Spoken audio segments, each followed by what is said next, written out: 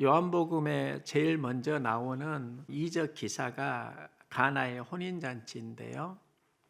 이 혼인잔치의 출발을 보면 사흘째 되던 날에 포도주가 떨어진지라 이렇게 시작합니다.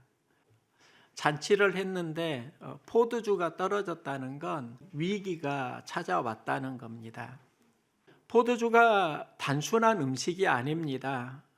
이사야 선지자는 포도주가 없으므로 거리에서 부르짖으며 모든 즐거움이 사라졌으며 땅의 기쁨이 소멸되었도다. 포도주를 기쁨과 즐거움으로 이야기를 하고 있습니다.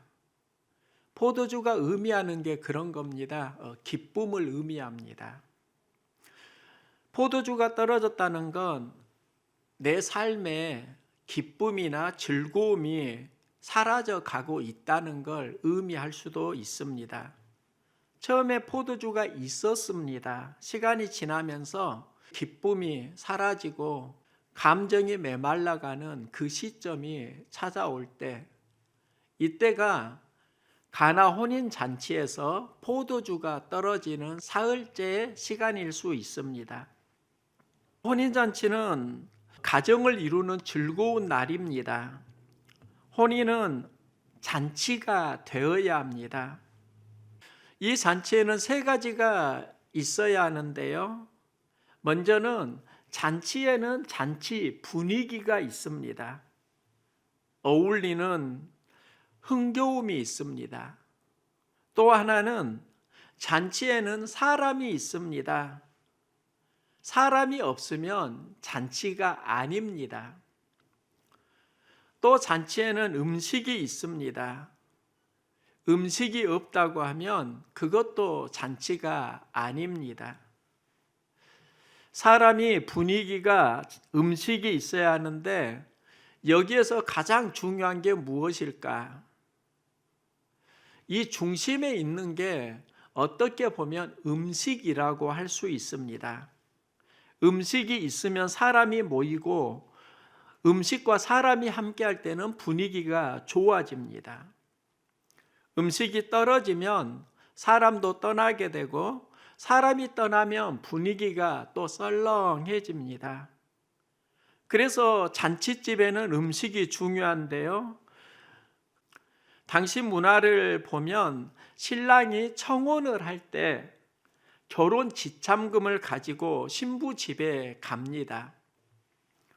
신부 아버지가 지참금을 받고 결혼을 승낙할 때 연회를 베풀어 주는데 이 연회가 지금 가나의 혼인잔치라고 할 수 있습니다.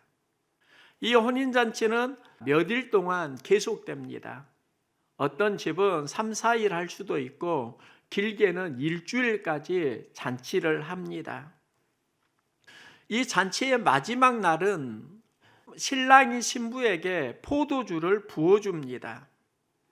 그러면 신부는 그 신랑의 포도주를 마시면서 나는 이제 당신의 아내가 되었습니다.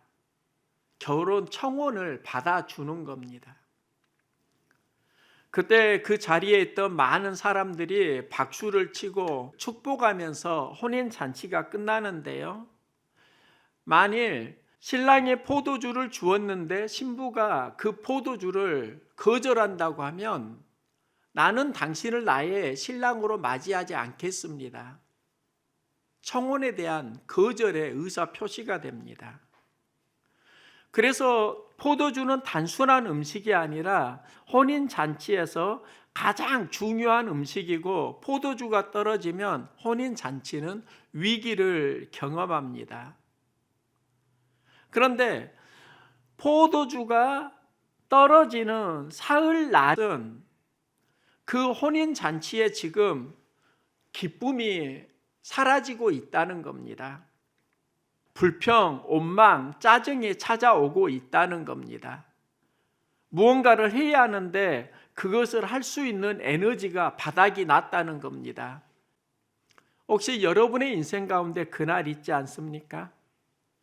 열심히 살아왔는데 에너지를 잃어버리고 신음하는 포도주가 떨어지는 그 사흘째 되는 그 인생을 여러분은 삶의 여정에 경험하고 있지 않습니까? 그런데 본문을 보면 나중에 더 좋은 포도주가 등장합니다. 이건 내 인생에 포도주가 떨어지는 슬픔 속에서 더 큰 기쁨을 회복해 간다는 이야기입니다. 위기에서 기회를 만든다는 이야기입니다. 여러분의 인생 가운데 내 삶에 포도주가 떨어지는 사흘째 되던 그 슬픔의 이야기가 더 좋은 포도주를 만들어내는 기쁨의 이야기로 전환되기를 소망합니다. 혼인잔치에는 다양한 사람들이 있습니다. 포도주가 떨어질 때 집으로 돌아가기도 합니다. 불평하고 짜증하는 이도 있을 것입니다. 여기에서 문제는 해결되지 않습니다. 이 문제가 일어났을 때 해결하기 위해서 움직인 사람이 마리아입니다. 마리아는 문제가 있을 때 그 현장에서 책임 의식을 품습니다. 그의 어머니가 하인들에게 이르되 너희에게 무슨 말씀을 하시든지 그대로 하라. 마리아는 포도주가 떨어진 문제를 예수님에게 말합니다. 이걸 영적으로 기도라고 할 수 있습니다. 예수님이 말씀입니다. 말씀과 연결하는 겁니다. 문제가 있을 때 기도하고 말씀을 만나는 삶에서 새로운 전환점을 맞이할 수 있다는 겁니다. 본문을 보면 예수님은 그 일이 나와 무슨 상관이 있나이까? 마리아의 간구를 거절하는 것처럼 보입니다. 그런데 마리아는 하인들에게 말합니다. 예수님이 무슨 말씀을 하시든지 그대로 하라. 문제가 있을 때 문제를 예수님과 연결하고요. 무슨 말씀을 하시든지 그대로 하라. 이게 무슨 의미일까요? 예수님 말씀이 너희에게 이해가 안 될 수 있다는 걸 마리아는 알고 있는 겁니다. 그대로 하라는 건 말씀이 너희에게 이해가 안 되더라도 순종하라. 이게 믿음입니다. 하박국 선지자는 고백합니다.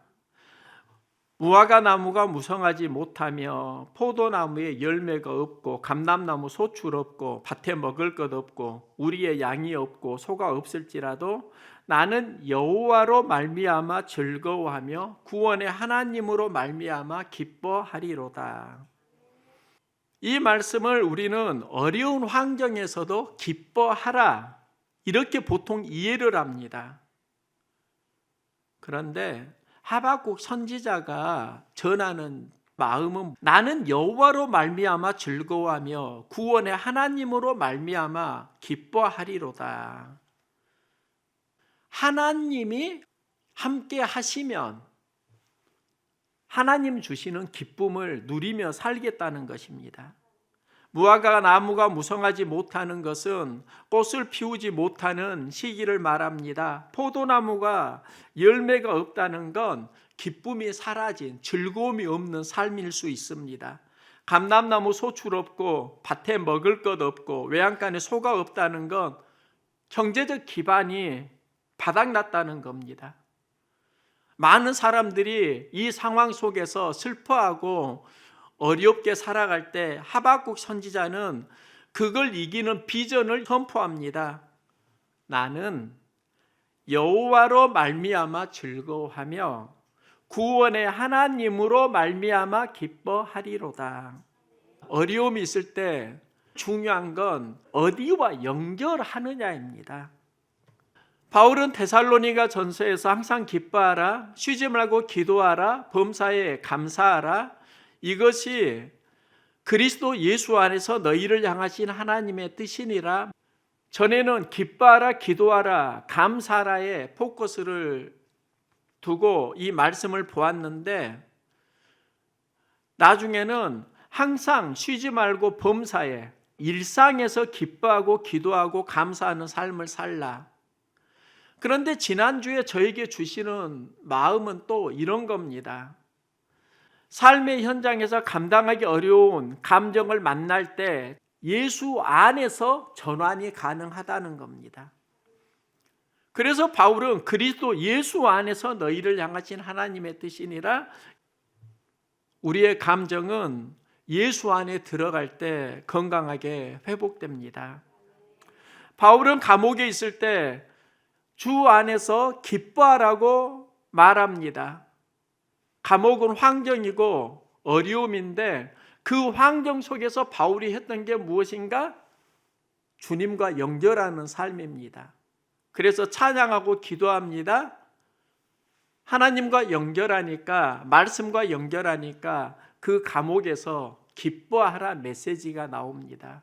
하나님과 연결하지 못한다고 하면 기쁨이 안 나온다고요.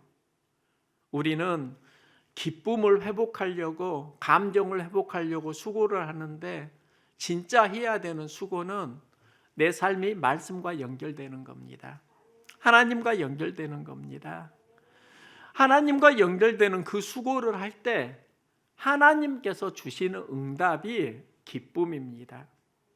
마리아는 하인들에게 말합니다. 너희에게 무슨 말씀을 하시든지 그대로 하라. 내가 문제를 해결하는 거 아니더라고요. 어려움을 만날 때 내가 그 문제를 해결하는 게 아니고요. 내 안에 말씀이 있으면 그 말씀이 나를 이기면, 말씀이 내 안에 생명력이 있으면 말씀이 문제를 해결하게 도와주십니다. 믿음은 말씀과 연결될 때 하나님 도우시는 은혜를 경험합니다. 내가 삶을 회복하는 게 아니고 내 안에 말씀이 삶을 회복하도록 도와줍니다. 환경이 여러분의 감정을, 여러분의 관계를 공격할 때 말씀을 품고 그 상황을 말씀으로 반격해서 승리할 수 있기를 소망합니다. 이게 바로 예수님의 광야 40일 기도 능력입니다. 체험입니다. 마리아는 하인들에게 예수님이 무슨 말씀을 하시든지 그대로 하라고 합니다. 여기서 하인들은 현장을 섬기는 사람들입니다. 그들은 현장에서 다양한 소리를 들을 것입니다. 포도주가 떨어졌대. 아이 준비 부족이네. 그리고 불평 원망 소리도 들을 것이고 여러 의견도 들을 수 있을 것입니다. 그런데 그들이 들었던 것은요, 예수님의 말씀입니다. 그대로 행하는데 예수님이 결례 항아리에 물을 채우라고 합니다. 항아리에 물을 채우는데 아귀까지 채웠습니다. 가득 채웠다는 겁니다. 온전한 순종을 의미합니다. 우리가 말씀을 들을 때 그 하인들의 마음이 무엇이었을까를 좀 짐작을 해봅니다. 현장에는 포도주가 필요한데 물을 부으라고? 이해가 안 될 수 있습니다. 그들은 말씀에 순종합니다. 인생의 이해력이 참 중요합니다. 상황은 이해가 되는 만큼 어울리는 감정을 경험합니다. 갈등 관계도 이해가 되면 쉽게 풀릴 수 있고요. 이해가 안 될 때 상처와 갈등은 더욱더 깊어질 수 있습니다. 관계에서 중요한 게 이해하는 이해력입니다. 이해력보다 더 중요한 게 바로 말씀력입니다. 신앙은 말씀이 들어가는 만큼 성장합니다. 말씀에는 생명 에너지가 있습니다. 이해가 안 되더라도 자꾸 따라가다 보면 말씀은 생명력을 줍니다. 마귀의 유혹은 말씀 따라가지 말고 환경 따라가라. 그러면은 그들의 생명은 저절로 죽어갑니다. 예수님은 이해가 안 되는 상황 속에서도 말씀을 붙들고 환경을 공격합니다. 마귀를 공격합니다. 여기에서 이기는 힘을 얻습니다. 십자가 앞에서도 아버지 내 온대로 마옵시고 아버지 온대로 하옵소서. 내가 원하는 건 환경이 주는 영향력에서 살아가는 겁니다. 아버지 말씀의 영향력에서 살게 하여 주시옵소서. 이게 아버지 뜻대로 이루어지기를 바라는 예수님의 기도이고 말씀 생명력입니다. 여기에서 십자가를 감당하는 힘이 생기고 예수님 십자가에 달리시고 사흘 만에 다시 살아나십니다. 예수 생명이 우리 안에 새로운 생명으로 살아나는 겁니다. 하인들은 예수님 말씀대로 항아리에 물을 가득 붓고 말씀에 순종합니다. 이때 예수님은 한 가지 더 말씀하십니다. 떠서 연회장에 갖다 주라. 순종하기 어려운 말씀일 수 있습니다. 연회장은 지금 물이 아니라 포도주가 필요한데 물을 가져다 주라고 하니까 난처한 겁니다. 이때 필요한 게 용기일 수 있습니다. 말씀을 따라갈 때는 때로는 용기가 필요합니다. 하나님께서 여호수아를 리더로 부르실 때 리더의 조건을 말씀합니다. 강하고 담대하라. 담대하라가 용기를 내라는 말씀입니다. 예수님도 제자들에게 너희가 세상에서 환난을 당하나 강하고 담대하라. 내가 세상을 이기었노라. 용기를 내라는 말씀입니다. 용기에 근거가 있습니다. 여호수아에게 담대하라고 하면서 내가 너와 함께하리라. 하나님이 너와 함께하는 데에서 우리는 용기를 낼 수 있다는 겁니다. 예수님도 내가 세상을 이기었노라. 말씀을 붙들고 이겼습니다. 어디에서 강하고 담대한 힘이 나오는가? 환경 따라가지 말고 말씀 따라가. 하나님 따라가. 하나님과 함께. 그러면은 힘을 주시겠다는 약속입니다. 말씀 따라가 보세요. 문제가 풀리고 이길 수 있는 에너지가 살아납니다. 말씀을 따라가면 무슨 일이 일어나는가? 그 당시 문화를 보면 포도주는 가죽 부대에 담습니다. 예수님이 바리새인과 논쟁하실 때 말씀하십니다. 새 포도주를 낡은 가죽 부대에 넣는 자가 없나니 새 포도주는 새 부대에 넣어야 할 것이니라. 당시 포도주는 가죽 부대에 넣는데 예수님은 혼인잔치에서 결례 항아리를 사용하십니다. 이 결례 항아리는 사람이 외출하고 돌아올 때 밖에서 먼지가 묻는 것, 손과 발을 씻는 항아리입니다. 이걸 종교적으로 정결 예식이라고 합니다. 사람들은 손과 발을 씻고 자신이 깨끗해졌다 이렇게 생각했습니다. 예수님은 이 정결 예식을 보고 입으로 들어가는 것이 사람을 더럽게 하는 것이 아니라 입에서 나오는 그것이 사람을 더럽게 하는 것이니라. 그럼 입에서 나오는 그것이 무엇인가? 입에서 나오는 것은 마음에서 나오나니 이것이야말로 너희를 더럽게 하느니라. 손과 발이 너희를 더럽게 하는 게 아니라 너희가 품고 살아가는 그 마음이 너희를 더럽게 할 수 있다는 것입니다.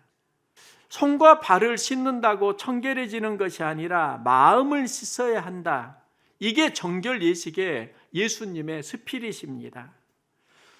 예수님은 결례 항아리에 물을 붓고 그 물을 포도주로 바꾸시는 건 이런 의미가 있습니다. 바뀌는 건 항아리가 아니라 항아리 안에 있는 포도주입니다. 보이는 외형의 변화가 아니라 내면의 변화입니다. 삶의 포도주가 떨어질 때 회복되어야 하는 것은 마음이라는 겁니다. 우리의 마음은 죄를 극복할 수가 없습니다. 우리는 죄와 싸워서 이길 힘이 없습니다. 그래서 예수님은 죄 사함의 피를 우리에게 주시는데 나의 피, 언약의 피니라. 예수님은 포도주를 많은 사람을 위하여 흘리는 바 나의 피, 언약의 피니라. 십자가 은혜와 연결합니다. 포도주는 외형의 변화가 아니라 우리 영혼, 내면의 변화를 말합니다. 예수 그리스도의 십자가를 통해서 이루어지는 은혜를 의미합니다. 그런데 성경을 보니까 본문을 기적이라고 말하지 않고 첫 표적이라고 말씀합니다. 첫 표적의 언어가 아르켄 세메이온입니다. 아르켄이라는 말은 본질적인 중요한 이런 의미가 있습니다. 표적은 세메이온, 이 말은 사인, 안내, 지도 이런 의미가 있습니다. 10여 년 전에 새벽 기도를 하고 집으로 가던 그 순간이 생각나는데요. 그때가 교회 개척을 준비하던 시기였습니다. 새벽마다 하나님, 어떤 상황에서도 이길 수 있는 힘과 용기를 주시옵소서. 이런 기도를 그때 드렸습니다. 기도하고 집으로 가는 길에 도로를 건너야 했습니다. 서 있는데 그날 새벽에 기도했던 기도가 생각났습니다. 어떤 상황에서도 어떤 환경에서도 이길 수 있는 힘과 용기를 주시옵소서. 그래서 하나님께 물었습니다. 그 도로 앞에서 하나님과의 나의 셀프 대화가 있었습니다. 하나님, 나 도로 건너야 하는데 나 지켜주실 거지요? 그때 하나님이 이렇게 감동을 주시더라고요. 물론이지. 내가 너 지켜줄게. 나는 하나님 감사합니다. 그럼 하나님 믿고 길 건널게요. 그때 하나님이 또 이런 마음을 주시는 겁니다. 잠깐, 지금 건너지 마. 아니, 왜요 하나님? 나 차로부터 지켜주신다면서요. 그때 하나님이 마음속에 주시는 게 무엇인가 하면 신호등을 보고 건너야지. 그건 저도 알고 있었습니다. 그런데 그건 하나님의 능력이 아니잖아요. 기적은 내가 건널 때 차가 멈춘다거나 차가 나를 치었는데 나는 멀쩡하다거나 하나도 다치지 않는다거나 이게 하나님의 능력이고 기적 아닌가요? 나를 지켜주신다면서 왜 갑자기 신호등 보고 건너라고 하세요? 이런 질문을 하니까 하나님이 이 마음 주시더라고요. 내가 너 지키려고 신호등 만들어놨다 이 녀석아. 신호등 보고 건너. 하나님은 우리 인생 가운데 수많은 신호등을 만들어 놓고 있었습니다. 그 신호등을, 그 신호를 캐치하면서 살아야 하는데 우리는 신호는 안 보고 기적만 바라고 살아가니까 하나님이 답답하신 겁니다. 그리스도인은 기적을 보고 살아가는 사람이 아니라 하나님 신호를 따라서 살아가는 사람입니다. 이게 회복입니다. 힘들고 어려울 때 하나님 사인을 볼 수 있기를 소망합니다. 요한복음에서 가나 혼인잔치는 인생이 어떤 경험을 하고 어떻게 회복되어지는가를 알려주는 하나님의 사인이 있다는 겁니다. 살아가는 삶을 보면 내 인생에 포도주가 떨어지는 사흘째가 있더라고요. 포도주가 떨어진다라는 건 어떤 이에게는 경제적인 기반이 떨어졌어요. 또 어떤 이에게는 내 안에 건강한 감정이 메말랐어요. 전에는 기쁘고 즐거웠는데 지금은 힘들다는 겁니다. 어떤 이에게는 나 열심히 살아왔는데 지금은 더 이상 뭘 할 만한 에너지가 없어요. 어떤 탈진을 경험하는 순간도 포도주가 떨어지는 사흘째라고 할 수 있습니다.